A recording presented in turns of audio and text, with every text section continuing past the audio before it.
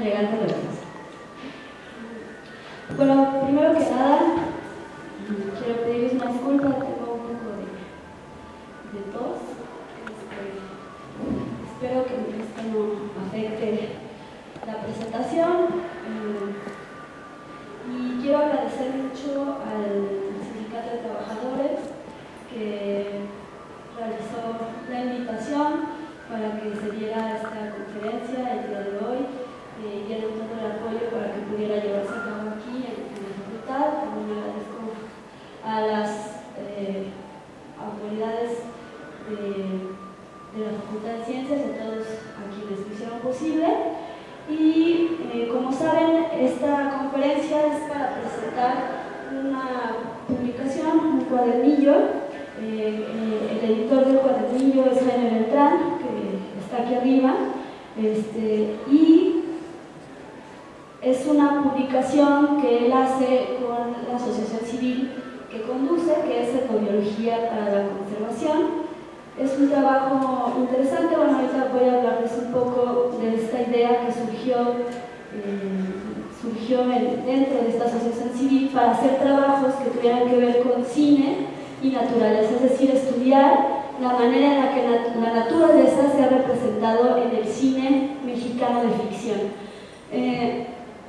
Pues bueno, les cuento que para trabajar esto, más o menos seleccionamos 80 largometrajes mexicanos de ficción que se produjeron entre 1917 y 1985. Entonces se imaginarán que es una gran cantidad de películas que tuvimos que estudiar para armar la publicación, y la charla que van a ver hoy es solo como una muestra. Vamos a ver algunos ejemplos con secuencias con las que voy a permitirme ilustrar algunas ideas. Entonces, bueno, antes de empezar con la parte interesante que es el cine y las películas, me gustaría contarles que esta forma de trabajar el cine, es decir, tomar el cine como objeto de estudio para tratar temas ambientales, por ejemplo, es muy reciente. Tendrá a partir del año 2000 más o menos, empezaron a aparecer las primeras publicaciones que se preocupaban por estudiar el cine desde esta perspectiva ecocrítica, y en México prácticamente no se ha hecho nada, ¿no? Entonces es como un terreno inexplorado y hay mucho que investigar. Entonces lo que voy a presentarles es un panorama y hay muchísimas cosas que seguir trabajando en este tema. Entonces, básicamente lo que hicimos con estos 80 largometrajes fue seleccionar secuencias que tuvieran alusiones a o presencia en pantalla y o banda sonora de elementos de la naturaleza, y consideramos como elementos de la naturaleza los 4 elementos aristotélicos: agua, fuego, tierra y aire.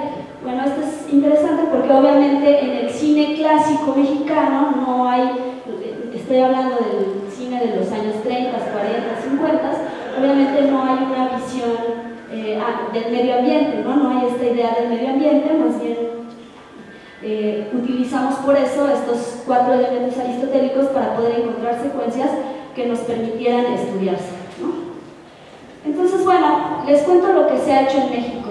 Básicamente lo que se ha hecho en México es trabajar la dicotomía campo-ciudad, asociada a esta idea de que el campo se vincula con la tradición y la ciudad con la modernidad,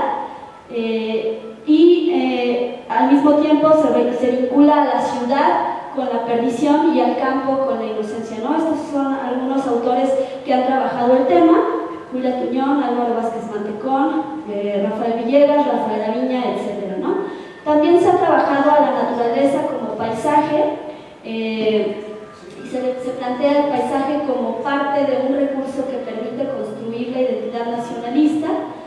Hay varios trabajos al respecto, en especial de la fotografía de Gabriel Figueroa, y también se ha trabajado, hay un investigador, el doctor Roberto Domínguez, que ha trabajado la relación mujer-agua y la dimensión simbólica de esta relación en el cine mexicano, ¿no? Bueno, entonces el objetivo es que encontrar a partir del análisis cinematográfico interpretativo de secuencias cuáles han sido las significaciones simbólicas de los 4 elementos que ya mencionamos en las películas que estamos trabajando, ¿no? Bueno, en esta primera lámina presento algunas de las significaciones simbólicas que encontré al estudiar las películas. Básicamente, no me da tiempo de mostrarles ejemplos de cada una de estas significaciones, pero tengo ejemplos. Entonces, lo que podemos hacer es, les planteo cuáles son estas significaciones y después vemos un ejemplo de alguna de ellas, ¿no? Y así hacemos para los diferentes elementos, ¿no? Entonces, bueno, el agua aparece en el cine mexicano como fuente de vida, como lugar del origen de la vida, pero al mismo tiempo, como muchos símbolos, tiene esta dualidad de presentarse también como un símbolo de la muerte. Entonces, aparece también como medio de purificación. Es común ver en las películas mexicanas la purificación por ablución. La gente, los personajes del cine mexicano suelen limpiarse de sus pecados, de sus errores, etcétera, etcétera, a través de la ablución. Y en ese sentido es un símbolo de regeneración, es decir, se muere en cierto sentido simbólico para resurgir como a una nueva vida, ¿no? Hay 2 particularidades del agua que vamos a ver el día de hoy, entonces las voy a mencionar. Cuando el agua aparece en forma de lluvia en el cine mexicano, muchas veces tiene esta carga simbólica de que es una influencia celeste y esta idea de que es la simiente, ¿no? Es lo que fertiliza. Por otra parte, cuando toma forma de río, el agua tiene más bien este carácter masculino y muchas veces aparece como la división del mundo de los vivos del de los muertos. Esto ocurre en una película de Luis Buñuel que se llama El río y la muerte, y también aparece como el río como el lugar donde surgen las energías inconscientes y las motivaciones secretas de los personajes. Entonces, lo que vamos a hacer es, quiero hablarles de una película de 1954 que se llama Sombra Verde. Algunos de ustedes creo que ya conocen este ejemplo, pero para los que no, me parece un ejemplo muy interesante. Me gustaría que se fijaran en el cartel, que vieran los colores que utiliza, para qué los utiliza. Por encima de la figura de Ariana Welter, no sé si alcanzan a ver una cascada, ¿sí la alcanzan a ver por ahí?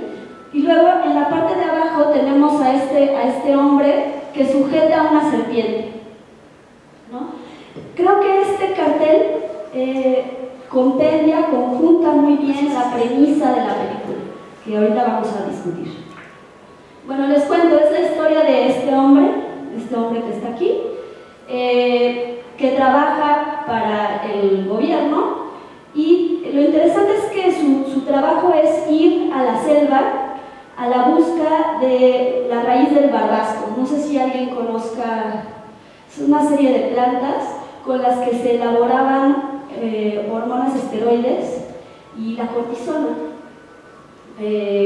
Obviamente esto ya no se hace a través de plantas, pero en aquel momento eran plantas muy codiciadas porque permitían la elaboración de estas sustancias, ¿no?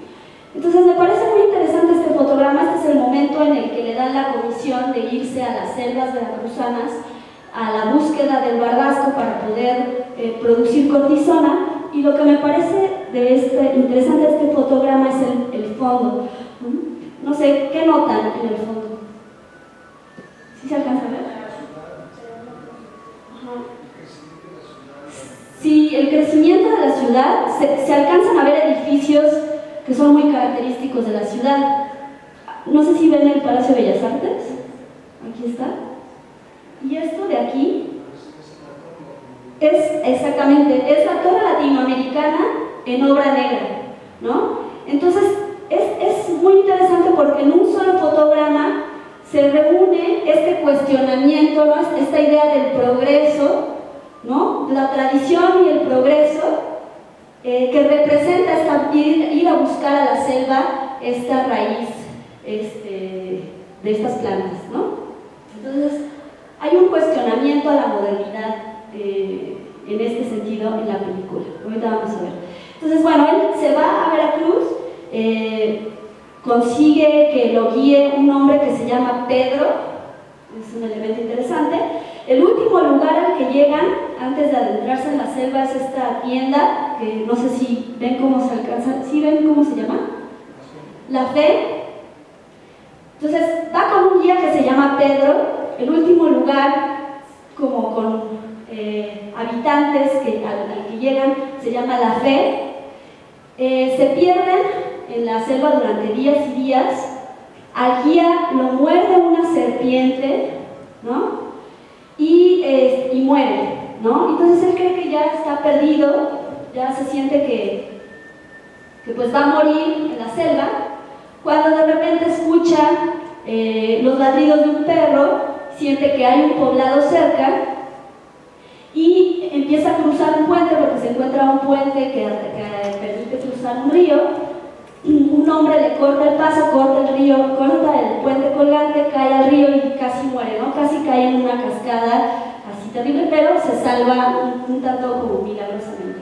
Entonces es interesante porque ya hay varios elementos que nos permiten como empezar a ver de qué se trata esta película, ¿no? Esta idea de Pedro, la fe, la serpiente. Entonces ya se imaginarán cómo se llama el lugar al que llega finalmente. ¿Alguien tiene una idea? Sí, exactamente, el lugar al que llega, poblado donde hay algunas personas en medio de la selva, se llama Paraíso, ¿no? Entonces la película comienza a plantear esta idea del regreso al paraíso, ¿no? Entonces me gustaría mucho que viéramos en este lugar, el paraíso. Él conoce a la hija del que es el jefe, pues, del paraíso. Ella se llama Yáscara, obviamente se enamora de ella, porque es una chica muy bonita, pero él es casado, ¿no? O sea, él en la Ciudad de México tiene a su esposa y su familia, ¿no? Entonces, me parece muy interesante la manera en la que la película comienza a presentar a este personaje femenino. Quiero que la vean y me digan cómo está vestida, de qué manera empieza a vinculársele con el cuerpo de agua por el que él estuvo a punto de caer, ¿no? Entonces voy a mostrarles algunas imágenes. Lo rescatan y vean, se ve la cascada por la que estuvo a punto de caer y se ve a esta mujer. Vean el vestido, la manera en la que cae el vestido, el color del vestido, todo esto que tenga que ver con actores y posición de los actores es la puesta en escena en cine, ¿no? Y vean cómo se muestra esta mujer y después el montaje, que en cine es la manera en la que se arreglan las imágenes, da lugar de la imagen de esta mujer a la imagen de esta cascada. Y es algo que la película va a empezar a hacer constantemente. Les voy a mostrar otra secuencia.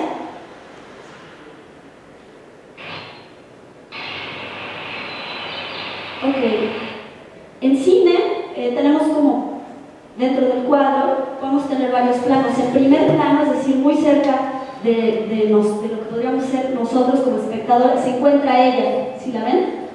Pero en el fondo hay otra cosa, hay algo que la enmarca. A ver si alcanzan a percibir.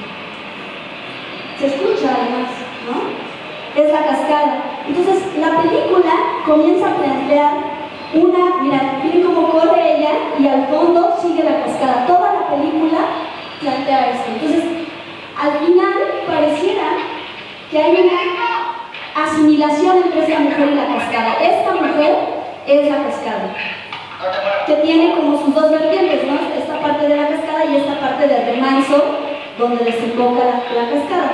Entonces, me interesa mucho que veamos esta secuencia. Fíjense cómo ella incluso baja por entre las rocas, como la cascada. ¿Qué pasa? ¿Por qué te asustas? Los vestidos de ella siempre son blancos, como se ve la cascada cayendo entre las rocas. ¿Vean cómo baja? Y aquí me interesa mucho que observen lo que ella empieza a hacer con las manos.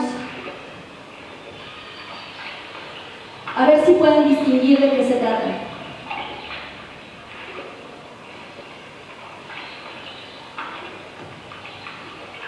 Ya, mochate la barba. A ver cómo te ves sin ella. Fíjense lo que ella toma.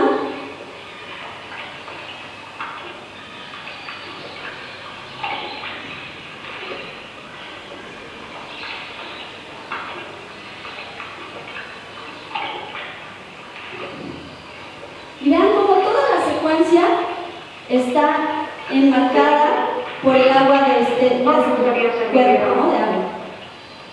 ¿Cómo? Mi viejo. Mi hombre. Como Máximo es de Victoriana y Bernabé es de Juanita. Como el amigo y la chacha.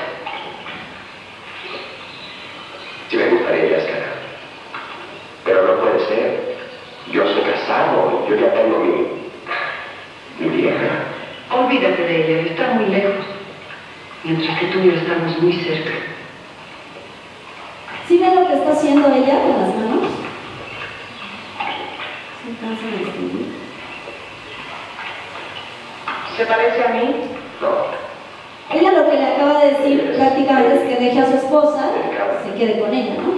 ¿Y alguien distinguió qué tiene en las manos? ¿No? Un muñeco, ajá, es arcilla, ¿no? Toma un poco de arcilla y comienza a hacer no uno, sino dos muñecos, ¿no? De hecho, ahorita los vamos a ver. Ahorita que los veamos, quiero que se fijen, escuchen también, porque hay un corte abrupto. Tú eres distinta. Y es muy interesante porque no sabemos todavía, estamos en ese proceso de investigación, si esta película fue censurada, probablemente para la televisión. No puede ser. ¿A qué te refieres? Ahorita van a ver ustedes el momento, a ver si detectan el momento en el que pareciera que fue censurada. ¿No has visto los animales de la selva? El gato montés no quiere a la venada, ni el oso a la coyota. Tú eres fuerte y yo soy fuerte. Somos como lobo y loba. Tú debes ser mi viejo.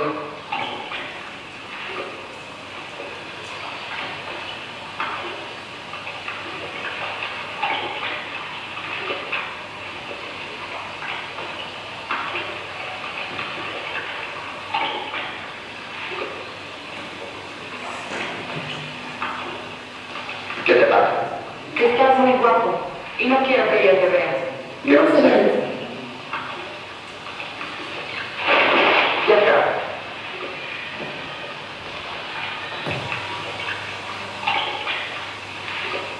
Este eres tú y esta soy yo. Sí se nota, ¿no? El corte, este soy yo y hasta la música tiene un corte rarísimo, entra muy raro, pero me gustaría, voy a regresarme un poquitito.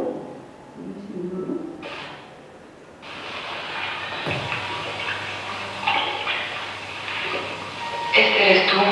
Ok, eso es lo que ella estaba haciendo con las manos, ¿no? Son un par de figuras de arcilla. ¿Qué les recuerda esto?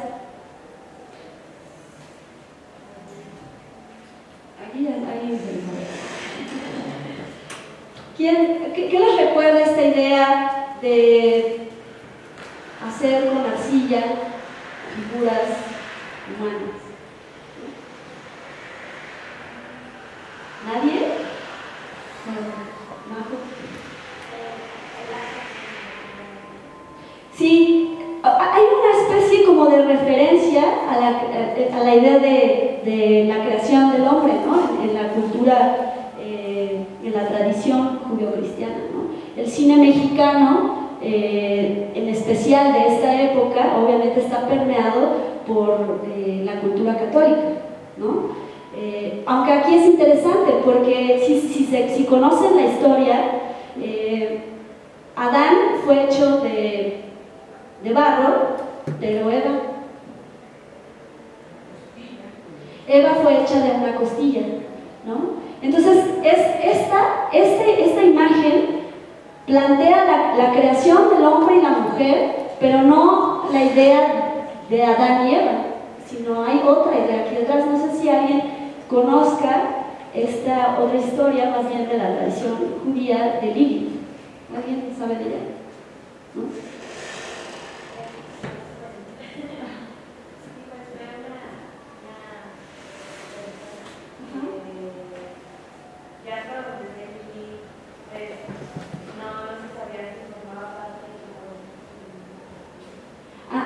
Bueno, en realidad se supone que Lilith fue la primera esposa de Adán, ¿no? En esta tradición, ¿no? Estamos hablando de cultura, pues, ¿no? No les estoy diciendo que así es como fueron las cosas, sino que estamos analizando esta película y viendo qué plantea, ¿no? Entonces, se supone que Lilith fue la primera esposa de Adán y fue hecha como él de barro. Entonces, Lilith, como estaba hecha del mismo material que Adán, se reconocía como su igual, quería ser reconocida como su igual. Y entonces, obviamente, Adán no estuvo de acuerdo, tuvieron muchos problemas y de hecho vivió expulsada del paraíso, ¿no? Acabó viviendo en el fondo de las aguas, condenada a vivir en el fondo de las aguas. Es muy interesante porque toda la secuencia tiene lugar en este lago, ¿no? Entonces, es muy interesante que sean dos figuras de arcilla en medio de un lago en esta toma subjetiva, ¿no? Y después, y esta soy yo. Este corte que pareciera algún tipo de censura, ¿no? Habría que revisar el guión para saber si fue cortada alguna parte de la película. Y es interesante porque Lilith es considerada la instigadora de los amores extramaritales, ¿no?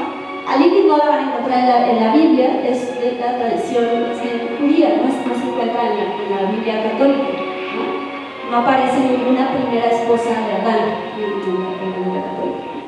Pero entonces es interesante porque esta película plantea el retorno al paraíso y la idea de que esta mujer tienta a este hombre, ¿no? Para que se quede en este lugar a vivir con ella, ¿no?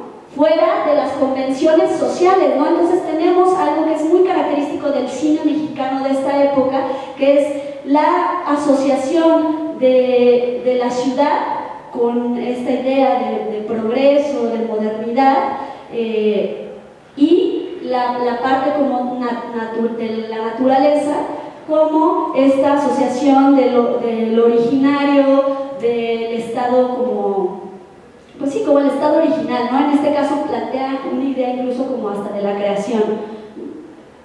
Entonces, bueno, este es un estilo muy sugerente de por qué a lo mejor cortaron parte de la película, ¿no? Es una foto fija más bien de Ariadna Welter, a la que a lo mejor a alguien le pareció muy fuerte que se viera Ariadna Welter de esta manera, ¿no? En la película. No lo sabemos, habría que investigar más. Pero quisiera mostrarles la última secuencia de esta película. ¿Se acuerdan que habíamos planteado esta idea de que ella es como este cuerpo de agua y que el montaje, la puesta en escena y todo en la película va haciendo esta relación entre el cuerpo de agua y esta mujer? Me gustaría que vieran el final de la película y cómo se le presenta a este personaje.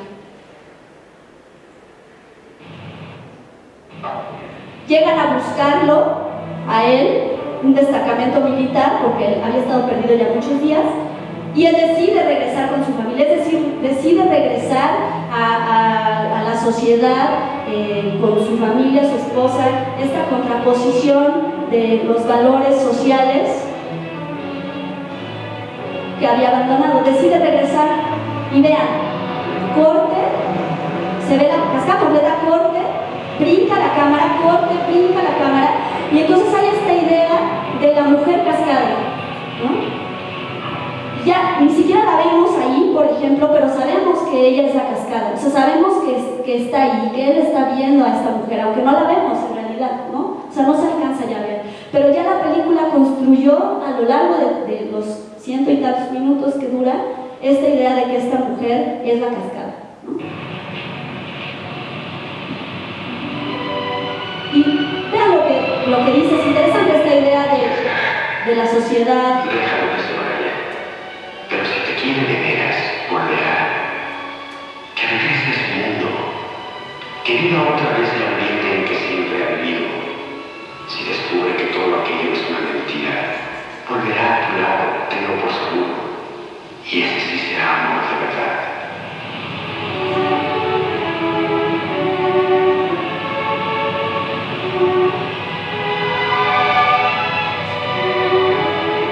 Entonces es como dejar el paraíso, ¿no? En términos metafóricos, lo que plantea esta película.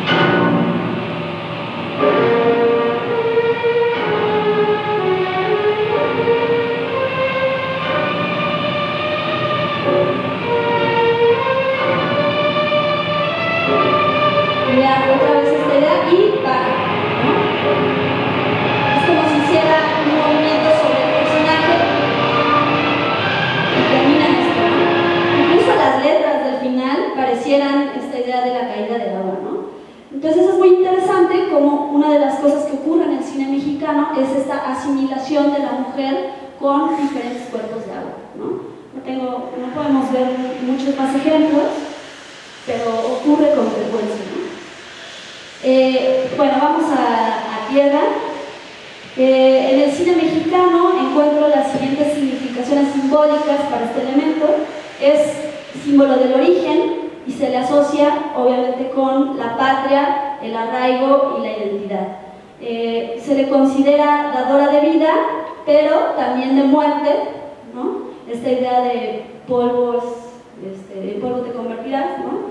Se le asocia con lo materno, con la idea de mujer y madre, y es muy interesante porque algunos autores plantean que las virtudes de la tierra son la suavidad, la sumisión, la humildad, la firmeza, y vamos a ver algunas secuencias donde esas son precisamente las características del personaje femenino, ¿no? Y interesante porque en forma de polvo, les había dicho, tiene este sentido negativo de muerte, y en forma de caverna se le ha asociado, como por ejemplo, con el regazo materno, como el lugar donde comienza también el viaje post-mortem, y como el lugar de las profundidades de la inconsciencia, ¿no? Entonces no vamos a ver todos, pero vamos a ver algunos ejemplos. No sé si conozcan esta película de 1949 de Emilio Fernández, se llama Pueblerina, y es muy interesante la manera en la que se plantea la asociación entre la tierra y las mujeres.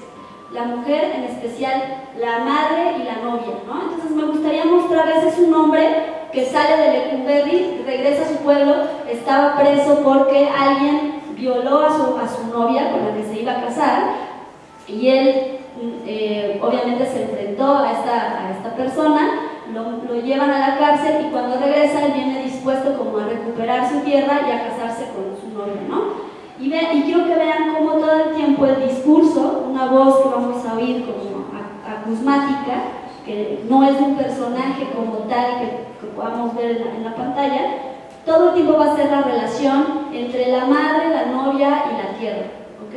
Entonces vamos a ver un par de secuencias.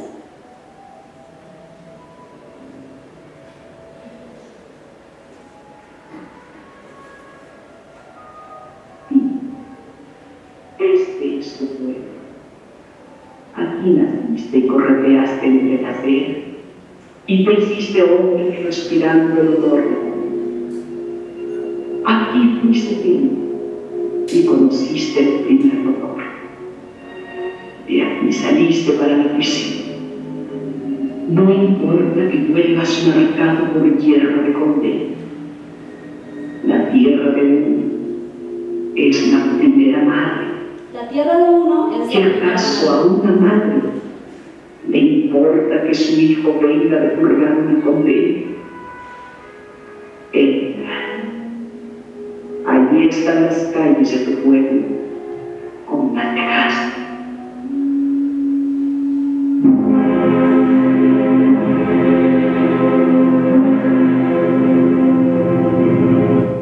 Bueno, ahora quiero que vean lo que escucha cuando ve su casa destruida.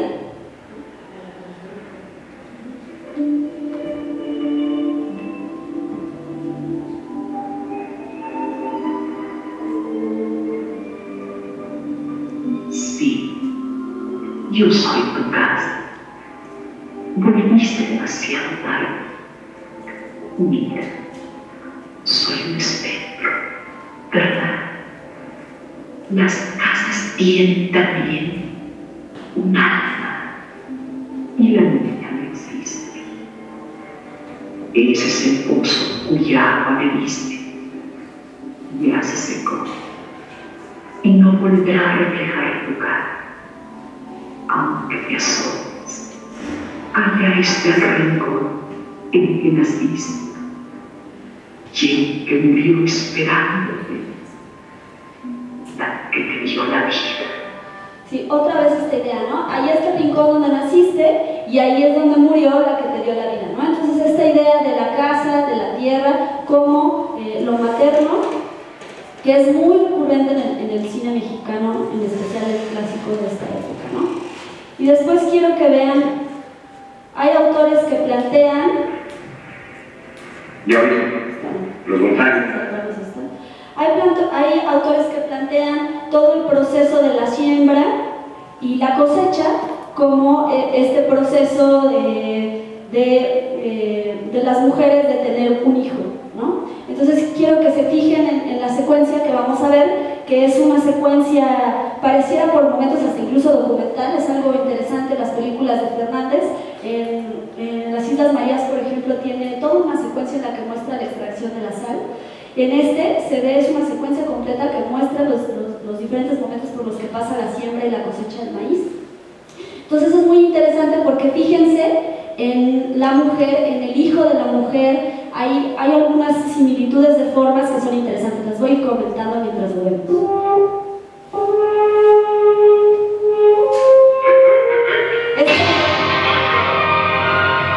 Esta idea de sembrar, ¿no? De hacer fértil la tierra,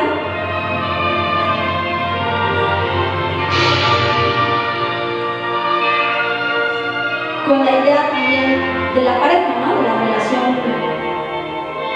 hombre-mujer, y ahorita quiero que...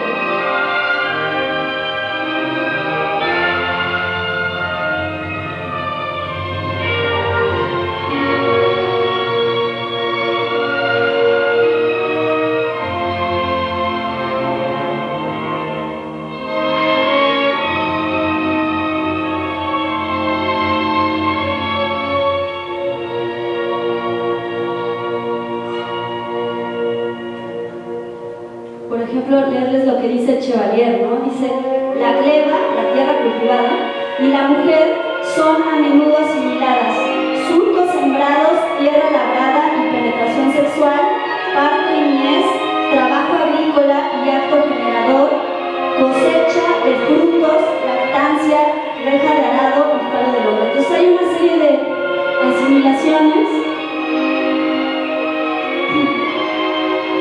Por ejemplo, esta forma que tiene el maíz, ahorita la vamos a ver, va a haber una rima visual con el niño, con el hijo de ella.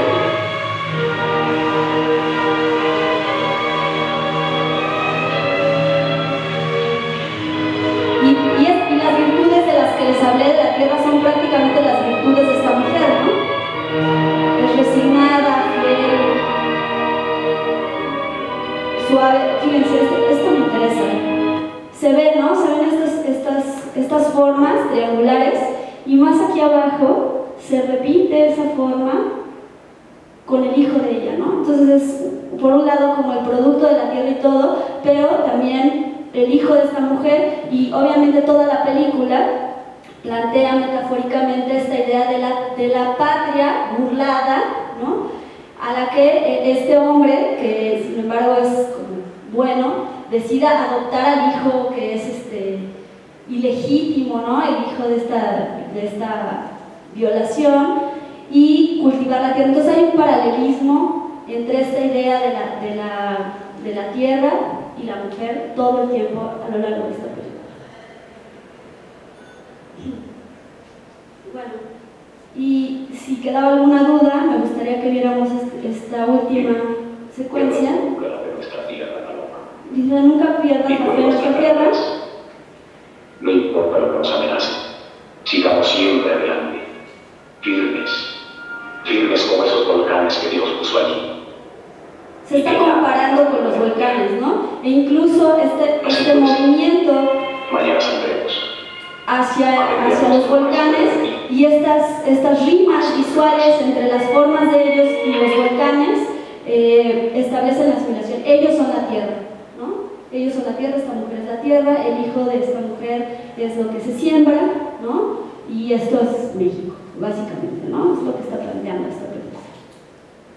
Bueno, vamos al siguiente elemento, que es el de aire. Bueno, en el cine mexicano aparece como una manifestación divina, muchas veces expresa la ira de Dios, por ejemplo. Y lo interesante es que el aire, dependiendo de su procedencia, puede ser símbolo de distintas cosas. Por ejemplo, en algunas culturas es en el norte donde reside el mal, mientras que en otras es en el oeste, el lugar donde muere el sol, de donde pueden provenir algunos vientos que traen precisamente la muerte, ¿no? Entonces, vamos a ver un ejemplo. Vamos a ver Viento Negro. ¿Conocen esta película? Es una película del 65. Esta película es muy interesante porque plantea, sin duda, la visión oficial de ese momento. Servando González era un cineasta muy cercano a las cúpulas del poder, y lo interesante es que plantea la película la construcción de la vía férrea que dividía el desierto de Sonora, pero la forma en que lo plantea es lo que nos resulta interesante, ¿no? Hay esta idea de la naturaleza como enemigo al que hay que vencer, al que hay que controlar para poder tener algún tipo de progreso, ¿no? Esa es una idea que está de fondo en esta película. Me gustaría que viéramos el clip introductorio.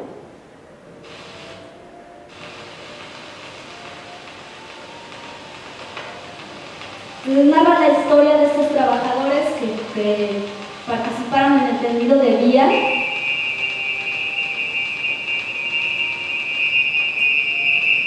Entonces fíjense cómo se representa el desierto, ¿no? Como algo amenazante, este sonido que es perturbador, y este otro que pareciera es como el sonido del sol abrumador, y este sonido del tren que por momentos se confunde con un grito de una persona, o sea, pareciera un grito humano.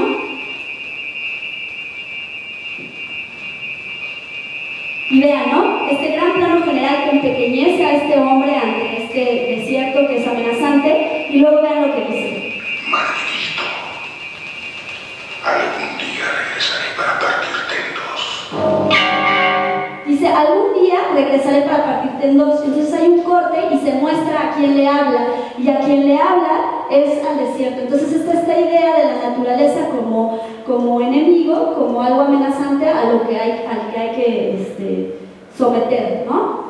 Entonces toda la película hace ese planteamiento, ¿no? Que hay que someter a la naturaleza para que haya progreso, ¿no? Entonces me gustaría mucho...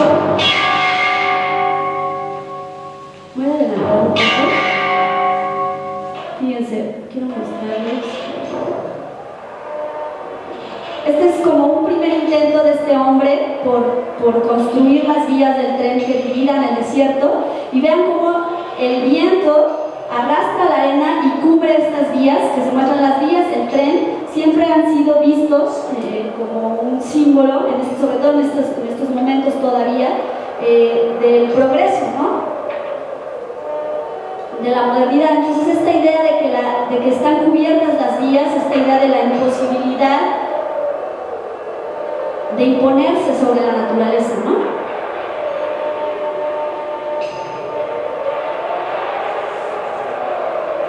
Bueno, voy a mostrarles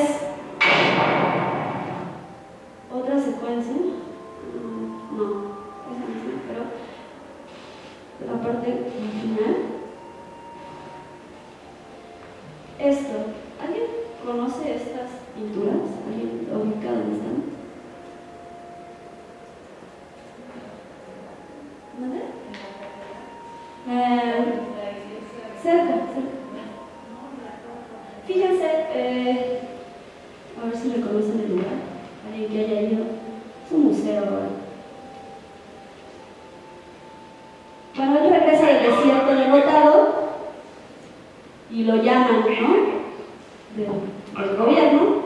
El desierto de Altán ha sido un obstáculo infranqueable. Ha sido un obstáculo infranqueable el desierto de Altán. Y trabajadores del bien, quienes realizarán la obra, considerada como imposible debido a sus dimensiones y a... Bueno, me costó mucho trabajo ubicar qué era. ¿Dónde se encontró? Las oficinas de una secretaría, ¿no? Ajá, exactamente. Eran las oficinas, en ese momento todavía de la película, eran las oficinas de la Secretaría de Comunicaciones y Obras Públicas, que era lo que ahora es el MUNAL, el Museo Nacional de Arte. Si ustedes van al MUNAL y van a la sala de recepciones, se van a encontrar el mural que él voltea a ver.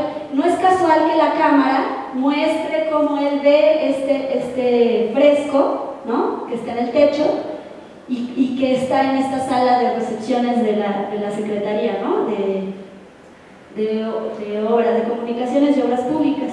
Lo interesante es lo que aparece, ¿no? Creo que no se alcanza a distinguir, o si alcanzan a distinguir algunas cosas. Bueno, es lo que se llama una pintura con este efecto de disoto en su, de abajo hacia arriba. Es como, imagínense que están ustedes en esa sala de recepción, voltean y es como si no hubiera techo, ¿no?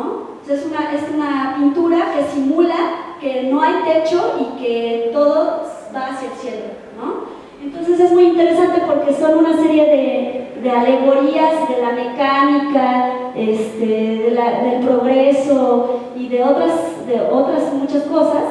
Y alrededor está lleno de puentes colgantes, construcciones y otros edificios, ¿no? En esta idea del progreso que asciende hacia el sol, ¿no? De hecho, cuando entran a esta sala de recepciones dice, sin trabajo no hay abundancia, se lee arriba de la puerta, ¿no? Entonces, básicamente, lo que hace la película es mostrar, es básicamente la premisa de esta idea de que para que haya abundancia, para que haya progreso, tiene que haber trabajo, ¿no? Y la película lo que plantea es que el obstáculo a vencer es la naturaleza, ¿no? Entonces es muy interesante.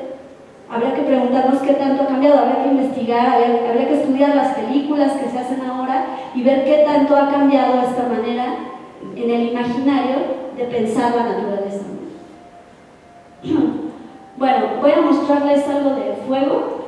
El fuego tiene también varias otras significaciones simbólicas. Puede considerarse chispa o llama de vida, pero también es un símbolo de muerte, ¿no?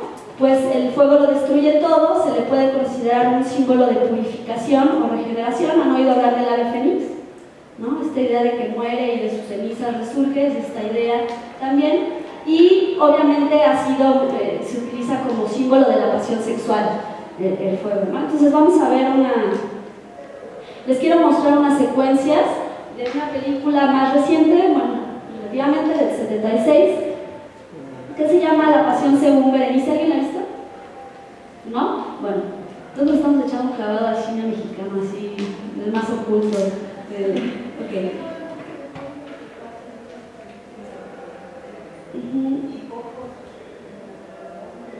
Sí, ya no es tan común. Antes había un canal incluso dedicado a cine mexicano. En el canal 11 las pasan. Pero es curioso porque el otro día fuimos al CCH Oriente a presentar la publicación y les preguntaba, hacía el ejercicio, ¿cuántos de ustedes han ido a ver una película mexicana al cine este año? A ver, vamos a hacerlo. ¿Alguno de ustedes ha ido al cine en este año a ver una película mexicana? 1, 2, 3, ok, bueno, hay más, 4. ¿Y quiénes han visto las películas de Pedro Infante, Tintán, Jorge Negrete alguna vez? ¿No? Pues todos, ¿no? Entonces, aún cuando no son tan conocidas, parece ser que el cine mexicano de ahora se ve muchísimo menos todavía, ¿no?, que estas películas. O sea, si de estas películas no las hemos visto, el de ahora, pues no sé quién lo ha visto, ¿no? Señor José. Bueno, entonces, La Pasión según Berenice, les cuento de esta mujer que la historia, nosotros no se ve en la película, pero estaba casada creo que a las 3 semanas de estar casada, el esposo muere en un incendio, y entonces ella va a vivir con su madrina. Su madrina es una señora que se dedica a hacer préstamos y a cobrar así con intereses así tremendos a la gente. Entonces, pero además es una señora que parece que se está muriendo siempre, pero nunca se acaba de morir, ¿no? Está todo el tiempo así, ya en las últimas de su cama, pero no se muere, ¿no? Y entonces ella tiene que cuidarla todo el tiempo porque la señora necesita así cuidados de las 24 horas y no la deja hacer nada de su vida, ¿no? No la deja salir con nadie, entonces es una cosa así terrible, ¿no? Como una especie como de cautiverio. Entonces me gustaría que viéramos la primera secuencia y la última secuencia de esta película, a ver qué les parece, ¿no? Ustedes díganme qué significación simbólica tiene el fuego en esta. Así es como empieza la película.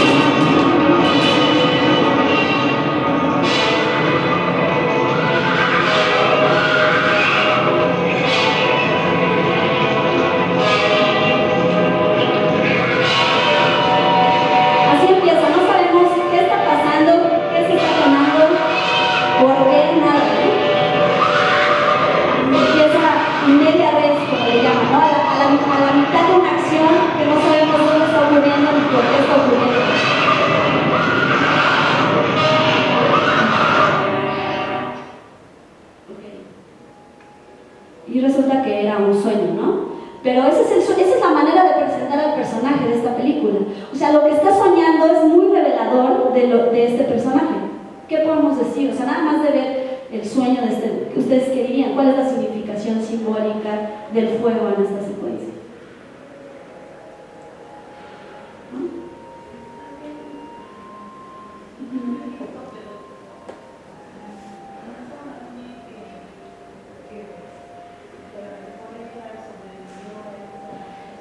Sí, es posible vincularlo porque está esta historia de que el esposo murió en un incendio, pero además está esta idea del caballo blanco, ¿no? Que prende fuego. El caballo blanco es el símbolo como de deseo sexual, ¿no? Y esta idea del fuego también como la pasión sexual. Entonces plantea a este personaje, la película además es la pasión, según Berenice, ¿no?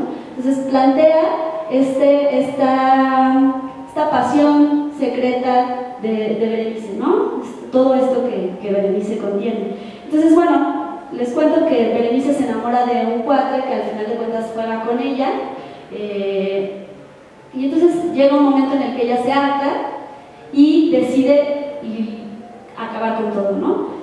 Toma las papeletas, las letras de la madrina, se las extiende así en la cama, le echa el alcohol con la que la revivía y le prende fuego a la madrina, ¿no? Y es muy interesante porque el fuego en esa última secuencia ya no es esta idea como de la pasión sexual, sino más bien esta otra idea de la que habíamos hablado de regeneración, ¿no? Es como esta especie de pasaje de rito en el que ella se libera de todo aquello que no la dejaba ser feliz, ¿no? De todos sus complejos, porque esta mujer en sí no la dejaba salir y demás, pero la señora es en sí una personificación de todo lo que a ella misma no la deja ser feliz, ¿no?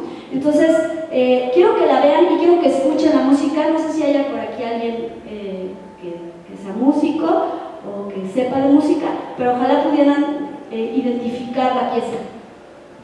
Vean lo que ella pasa cuando ella se harta ya de todo y decide ponerle un fin a la situación.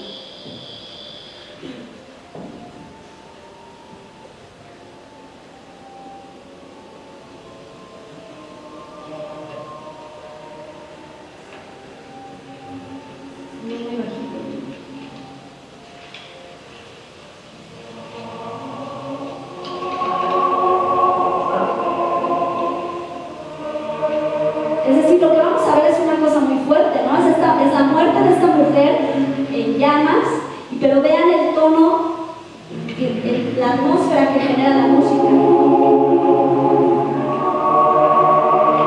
Y ese tono cambia, ahorita lo van a ver.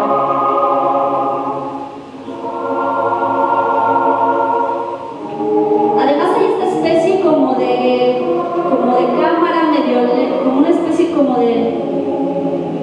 relenti, ¿no? En la imagen. Todo ocurre como muy lentamente.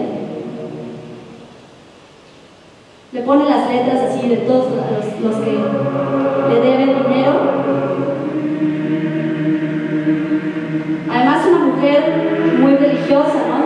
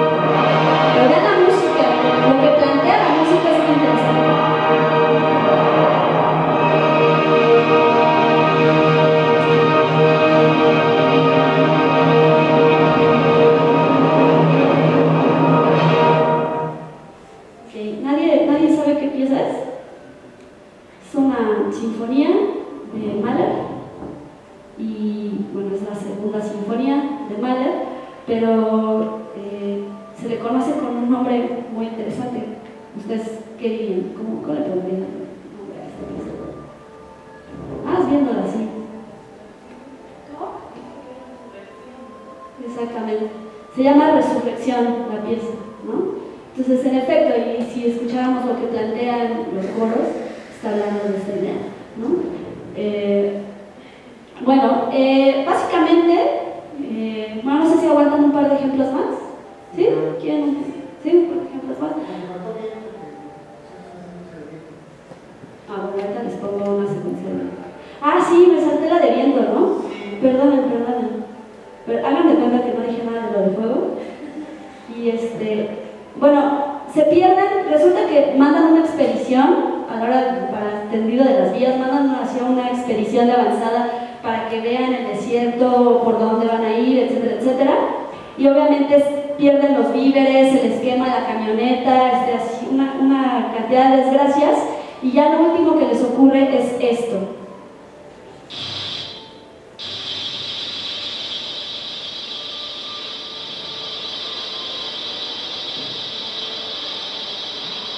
Vean este sonido que está toda la película, que es un sonido muy desagradable y que genera la angustia en el espectador.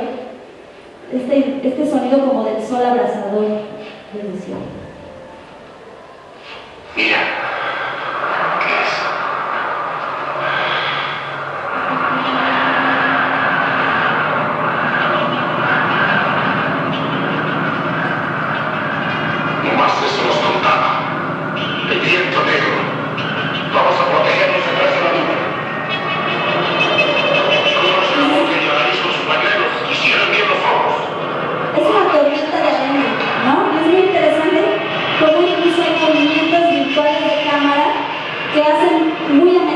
esta masa de arena que se aproxima, ¿no?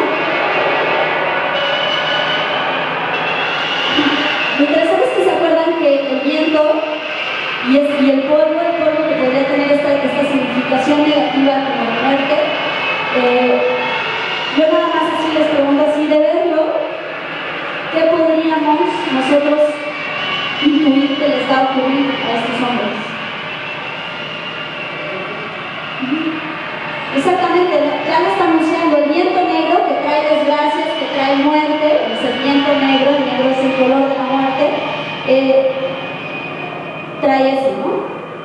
En efecto, creo que son 6 hombres, no sé, ahorita no los conté, no sé si son 5 o 6, pero todos ellos van a morir en el desierto antes de que llegue el rescate, ¿no?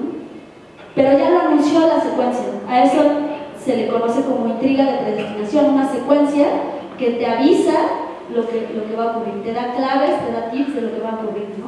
Entonces todos estos hombres van a morir en el desierto, ¿no?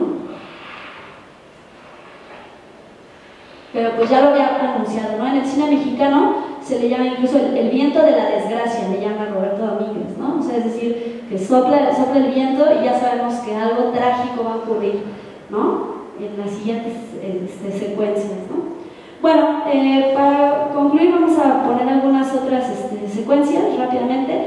Me gustaría comentarles que después de hacer como el análisis de todas estas secuencias, una de las conclusiones es que la naturaleza en el cine mexicano funciona como analogía, como metáfora, como alegoría, como poética de sustitución de la muerte y del acto sexual. Es muy común que en vez de que nos muestren el acto sexual veamos así, no sé, imágenes de una cascada. Ahorita lo vamos a ver un ejemplo, ¿no? La intriga de predestinación, que es esto que acabamos de ver, por ejemplo, del viento, o como estrategias para iniciar o finalizar la película o una secuencia, ¿no? Entonces, me gustaría mostrarles como ejemplo de símil. Símil se plantea una analogía entre dos cosas, ¿no? O sea, se comparan dos cosas, eso es un símil. Me gustaría mostrarles esta secuencia de las Islas Marías. Las Islas Marías es una película con Pedro Infante en la que a él lo llevan a las Islas Marías preso por un crimen que no cometió, y entonces en ese lugar conoce a una mujer que se llama María, y lo interesante es cómo la conoce. Quiero que vean lo que ocurre cuando la conoce, cómo la conoce, cómo se presenta el personaje.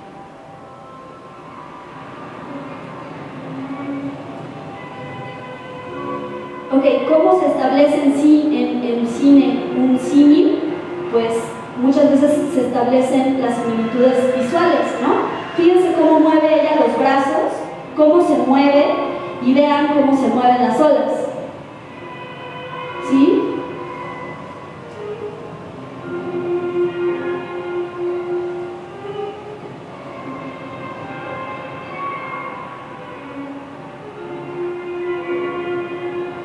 Fíjense bien, me interesa mucho que vean este movimiento, vean, esta forma, esta curva que hace ella, es como la curva de la orilla, ¿no?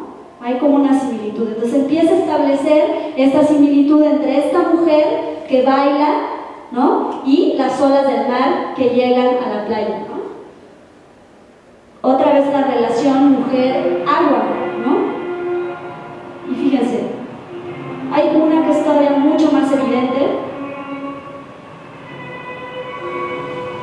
que es esta. Ella avanza y el agua avanza, ¿no? Y regresa ella, ¿sí? Y regresa la ola. Entonces es muy interesante porque el personaje se plantea como una especie de Nereidas. ¿Saben quiénes son las Nereidas? Son criaturas mitológicas, son la tradición grecolatina,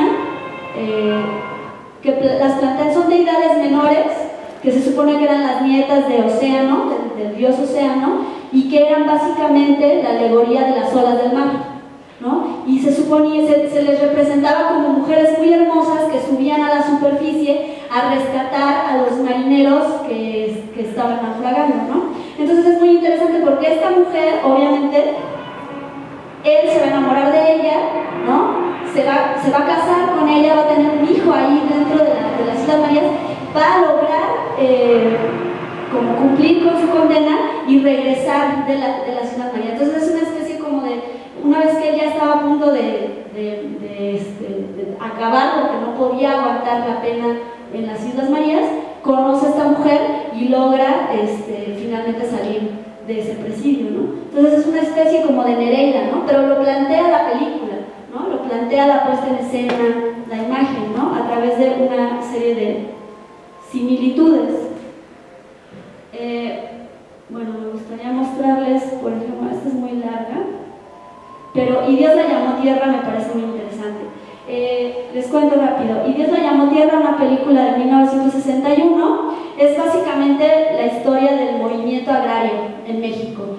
Y es muy interesante, en especial dos personajes. Esta mujer es la hija del terrateniente. Él tiene una gran extensión de tierras, se niega al reparto de las tierras con el movimiento agrario, y lo interesante es que de ella está enamorada este hombre que es el jefe de los agraristas, ¿no?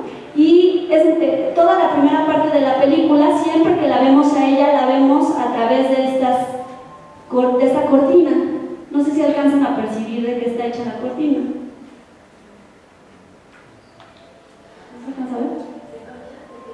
Ajá, son como semillas. Entonces es muy interesante porque ¿qué para ustedes podría significar el ver siempre a esta mujer detrás de estas cortinas, sabiendo que es hija de este hombre que tiene una gran cantidad de tierras y que se niega a entregarlas, así como le niega a ella el permiso para salir con cualquier hombre? Esta idea de estas líneas verticales generan la idea de que ella está en una prisión, ¿no? Aunque es una cortina, pero genera la idea de que ella está prisionera, ¿no? Igual que este hombre tiene acaparada la tierra, tiene prisionera a la hija, ¿no? Se establece ahí otra vez esta relación entre la mujer y la tierra, ¿no? Y fíjense, esta secuencia es muy interesante porque él, que es el jefe del movimiento agrario, que quiere acceder a la tierra para trabajarla, le declara su amor a esta mujer a través de esta cortina que impide la relación, ¿no? Entonces, me gustaría que viéramos, finalmente ella se harta de estar prisionera del padre y se escapa un día, ¿no? Y me gustaría mostrarles lo que ocurre cuando se escapa. Obviamente, piensan en esta relación mujer-tierra, ¿ok? Y movimiento agrario, este hombre que representa el movimiento agrario, ¿sí?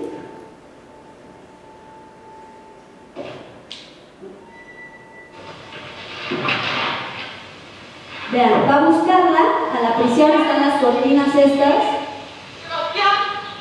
y ella va a buscar a Sebastián. Señorita Marta. Y lo que vamos a ver es una metáfora de la tierra en manos del movimiento agrario, ¿no? Básicamente. Pero vamos a ver cómo lo construye el montaje. Vean, ¿no?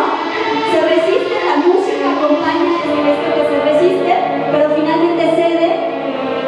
Y vean, gota de agua. ¿Se acuerdan de esta significación simbólica de la lluvia como la simiente, lo que fertiliza? Bueno, una segunda gota de agua en una roca, ¿no? Son cortes, es el montaje. ¿Cómo va construyendo la idea la película? Otra gota de agua sobre una planta,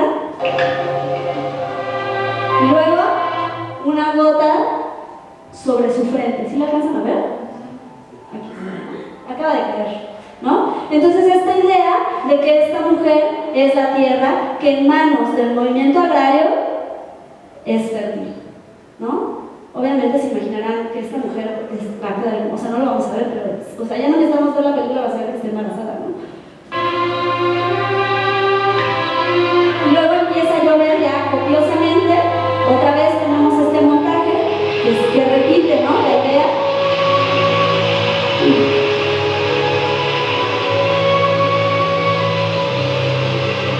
Y luego algo de lo que les hablaba, que ocurre mucho en el cine clásico, no se muestran ni los actos más violentos ni el acto sexual.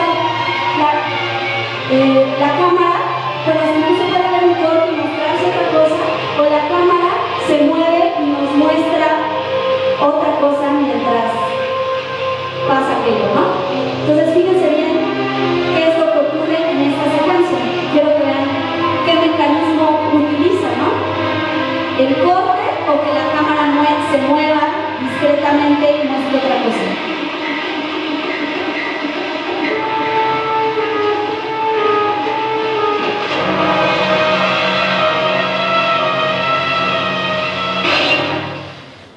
Ok.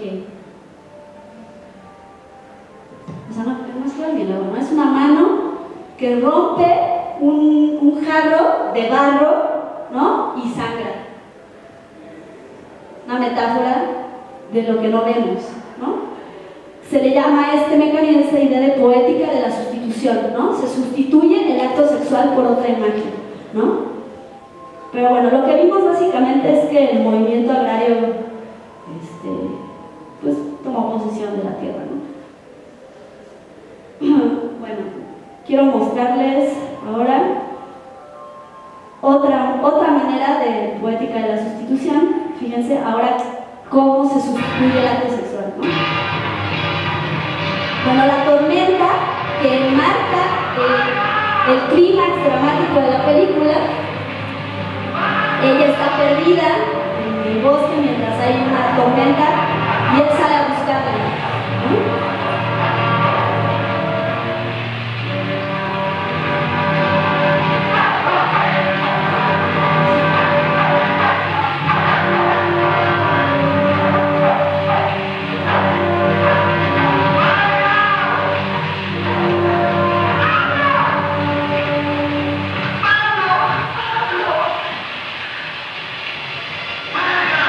Obviamente están enamorados el uno del otro, pero todavía no pasa nada.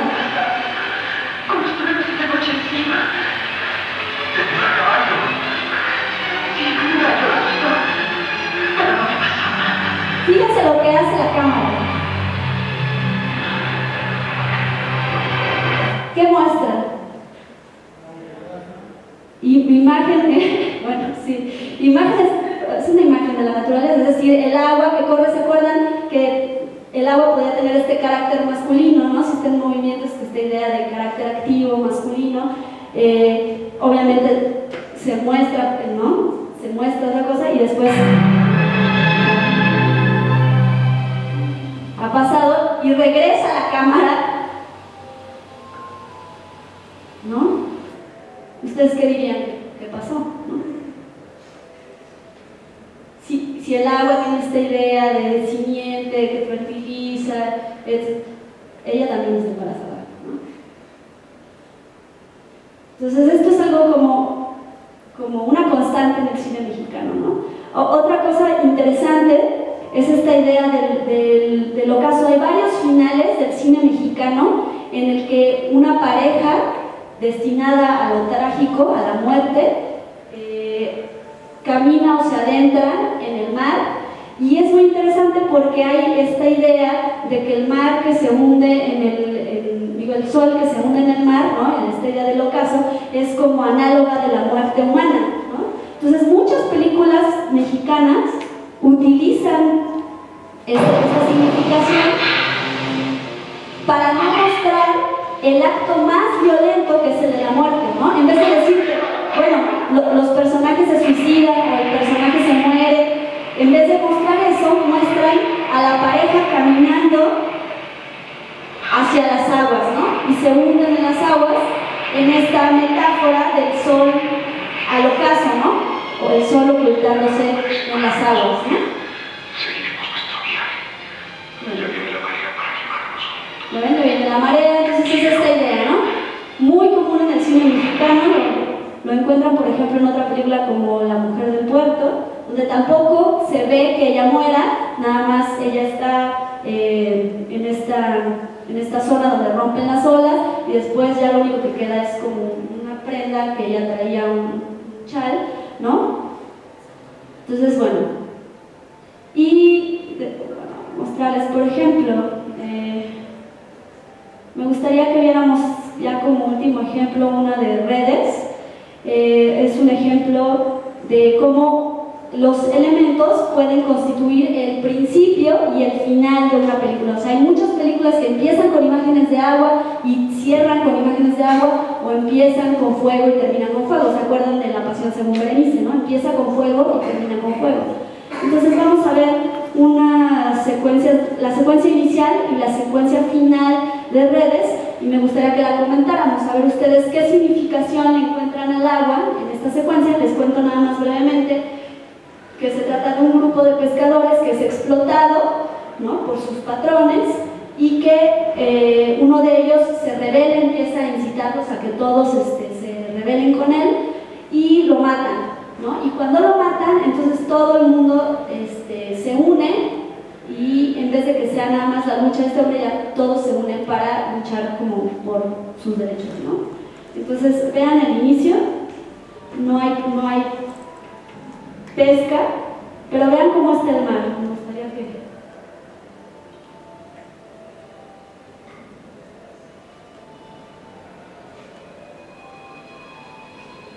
que fueran pensando en cómo describir este mar. Este es el protagonista, que va a morir y cuya muerte va a generar como la revuelta de todos, ¿no?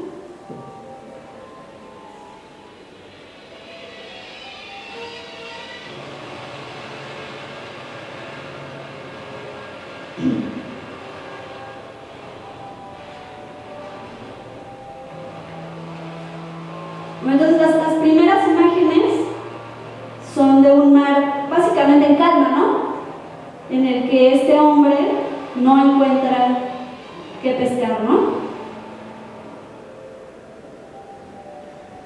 Una vez que él muere y que todo el mundo, todos los pescadores se sublevan, quiero que vean cómo se ve el mar, ¿no? Y cómo los cortes y las disolvencias, esto de que se vea una imagen que se va difuminando poco a poco mientras aparece otra, van a construir una idea que estaría bueno discutir.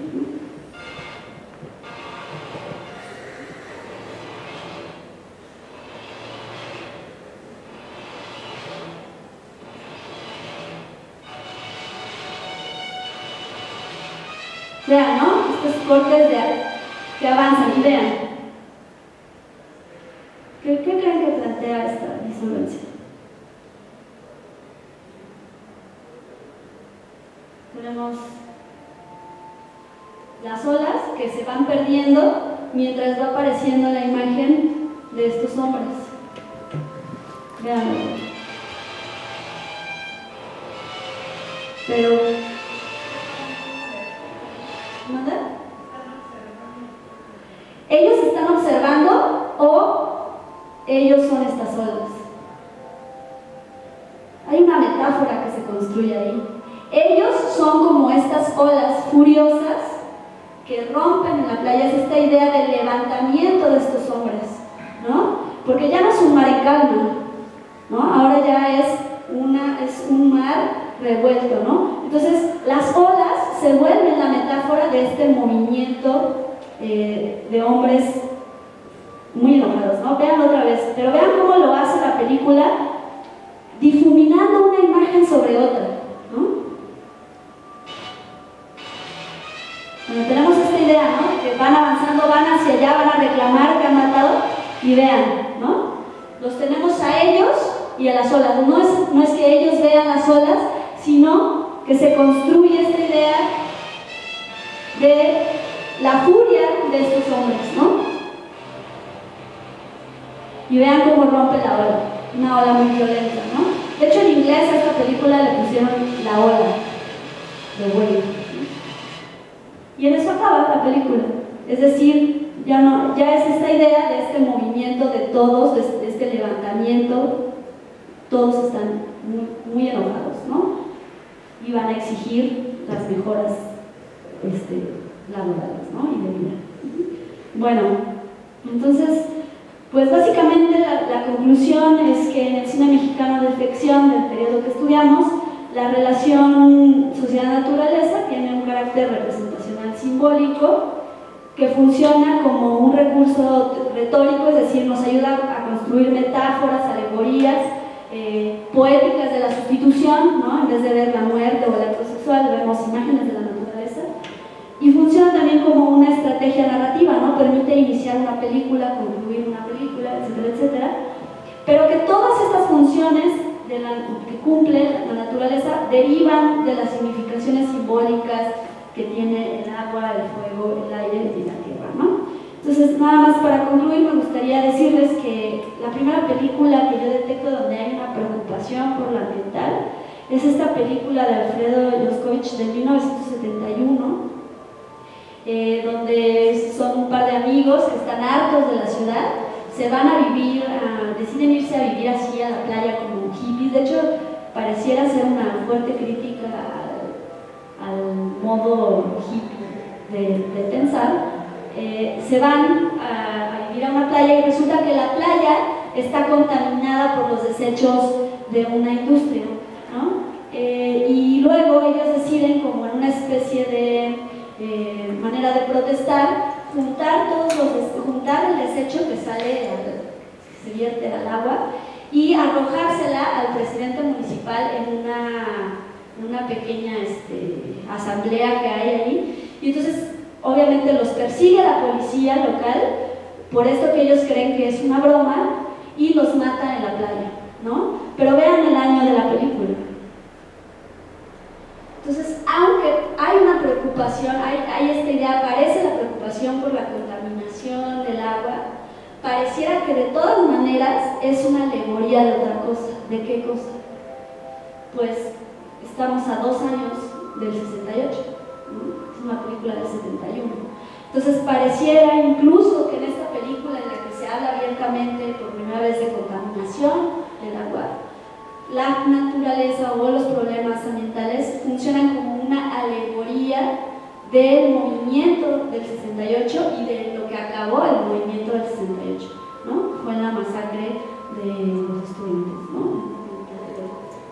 Entonces, bueno, habría que seguir estudiando el cine mexicano. Básicamente el mensaje de esta charla el día de hoy es que el cine mexicano es una fuente valiosa de estudio de la manera en la que imaginamos el medio ambiente, lo que nos rodea, y que conocer esta forma en la que imaginamos lo que nos rodea muchas veces interviene directamente en políticas públicas de conservación y demás, ¿no? Entonces es muy interesante estudiar el cine mexicano para saber, por ejemplo, ¿no? A partir de esta película, que es la primera que yo detecto, en la que se menciona el problema ambiental, cuántas otras películas de ficción, porque hay realmente muchas películas documentales ambientalistas, pero cuántas películas de ficción abordan el tema y de qué manera lo abordan.